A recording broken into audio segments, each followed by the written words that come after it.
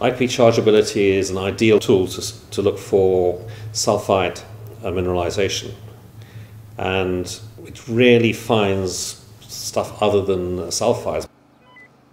We're unusual as a deposit because we have a very high sulfide content. Very few tin deposits have a high sulfide content.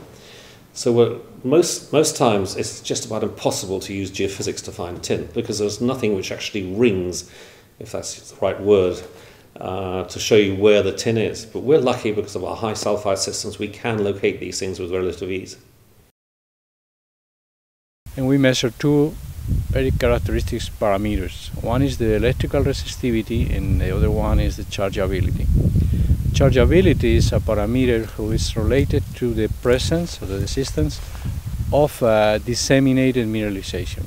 I mean metallic grains in the ground. We started the 1st of February this year, and we have been collecting data non-stop. The purpose of any geophysical survey, and this in particular, is to find targets for the drilling program, because the information we are getting is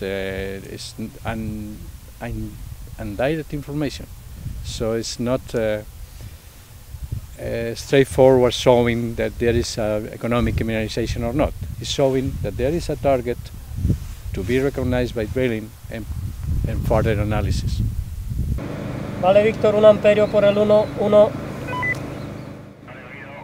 Well, geophysics is a useful tool, but it has been a bit of a disappointment to us. We did a comprehensive IP survey where we were using IP chargeability to locate sulfide zones, and we had, I think, 6 zones indicated by IP chargeability. Unfortunately, when we came down to drill them, only 2 of them were real. But we have to, this is just one of the things about geophysics, it's an indicator. There's no sort of 100% in geophysics.